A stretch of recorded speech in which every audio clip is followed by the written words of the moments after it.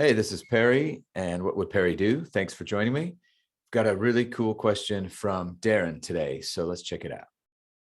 Hey Perry, it's Darren here. How are you doing? I saw the post about you giving away 30,000 worth of coaching in the past when you first started to build your business, and that's how you got such a powerful referral network. I'm Yep. also a coach, as you know. Yeah. I definitely am seeing growth in my business, but it's slow. I've been refining and improving my branding and getting really clear about my audience. But like many people, I need my business to grow a little bit more quickly, but I also want it to grow in a way that works best for me. I want to approach my audience of LGBTQ creators, change makers, and thought leaders who are working to make a difference in the world. And just put together a short questionnaire to kind of ask what they're struggling with, what it is they want to create, or what's most important to them. I need to make it worth their while for their investment in time, even though there will be no cost, so that it's a win win. These people will get clarity of ideas and insight and direction and emotional alignment. And then the win for me will be, well, I just love coaching, but then I will have helped someone, and then hopefully they will be a lifelong referrer to help build my business through word of mouth. So that's it. I look forward to hearing your insights. Bye for now. All right. Wow. Lots to dig into here. Okay. Here's the first thing I want to say. Darren, kudos to you for taking the time to really hone in on your target market, to really truly understand what you have to offer and exactly to whom. I've seen too many practices where people have invested their time and resources, money into a practice that they haven't clearly defined, and without knowing exactly who the best person is for them and who they're the best person for. So it goes without saying that sometimes we need to figure out what we don't want before we do, and that's okay. It's part of the process, but I'm really pleased to hear that you've gotten there. And so I just want to give that its due. You're right. A referral strategy is really, I think, the key to building the kind of practice you want. And in terms of really building what's good for you, because you're getting referrals from people, you're asking for referrals from people who know who you are and know what you have to offer. And you can choose who you ask to get those referrals from. Seth Godin says it often, and he says it very, very well. Your smallest viable audience is the best way to build this, and the only, I think, authentic way to build a practice like this, which doesn't mean you can't make the kind of money you want. But let's not, freak out and try to go wide. Let's be very specific and talk to those right people. Again, you've done some of that work, and I'm going to make the assumption that you know where to find them. You know where some of those communities are. You've been part of those communities. You foster some of those communities. If not, that's the way to start that out. But again, I'm going to make that assumption that you already have a lot of that done. So let's talk about your idea, because it's a good one. Creating this survey to engage your people in a conversation about what's important to them is excellent. It's a fantastic idea, and it is the right place to start. However, I want to suggest you take it one step further.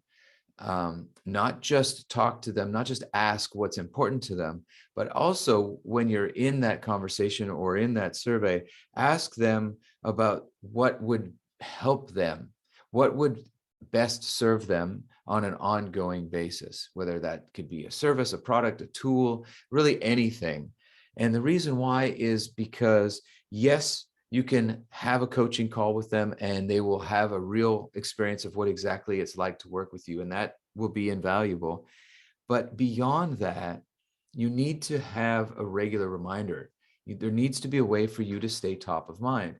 And with the amount of noise that's out in the world now, it's not like it used to be, where 2 or 3 interactions was enough to get to a conversation, a sales conversation, and the opportunity to make your offer. Today, it takes up to 40 touches. And so to it, and of course, it's not realistic to be reaching out and bothering them over and over and over again 40 times is going to be annoying. So is there a way, is there something that you can offer, share, deliver that will be with them, that will help, because you'll be associated with that thing, help remind them that you're there? Back long time ago, it's super cheesy now as an example, but salespeople would put their names on a pen and they would drop the pen off and leave it there. And then every time somebody used the pen, they'd see the name of the salesperson, and right, that would be that reminder over and over again. Well, what would be a modern day version of that? It doesn't have to be something that you create, but if it is, it will be even more powerful, assuming it's great. And so I really suggest you take it one step further, not just have those coaching conversations, but while you're in that coaching conversation. So do the survey. Yes. Find out what's important to them. Yes. Ask them if you can offer them a free coaching session. Yes. And then in that conversation, find out what would serve them. Here's an example. It's a little more like the pen one. I was talking to someone a few weeks back, and in conversation, it came up that they're stressed out about calendaring, scheduling, and stuff like that. Well, I simply introduced them to the calendar service that I use that automates all of that for me. And I basically don't have to do anything. Somebody goes to my link and they choose a time out of my calendar that works for them, and it gets set up and the Zoom link goes out.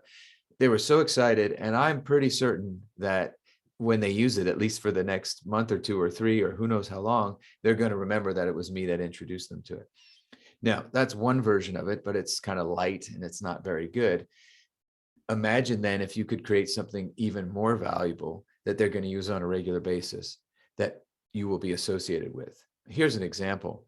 Some time ago, my collaborator and dear friend, Jessica Jenkins, who's an exceptional life coach, jessicajenkins.ca, and I together created what we call the Development Compass. And the Development Compass, based on Joseph Campbell's great work, maps out the hero's journey, much like he did originally. And overlaid on top of that are very specific considerations about the kind of work and questions and things that we need to do at each phase of our journey. This comes directly from our experience in coaching and expertise that we've learned from other people and adopted and synthesized. And what we have now is this incredible tool, this Development Compass, that I know a lot of my clients, and I share this with therapists and business coaches and executive coaches and life coaches, and people from all walks of life have been using this now for quite some time. It's an invaluable tool. And I know that my clients refer to it all the time. And when they pick it up, they know, they think of me. They know they can hear my voice in their head. And it reminds them that, sure, they can do some of this work on their own and the prompts are there, but it also reminds them that I'm available to call. So doing that work, digging in a little bit, finding out not just what's important to your people, but what would continue to serve them.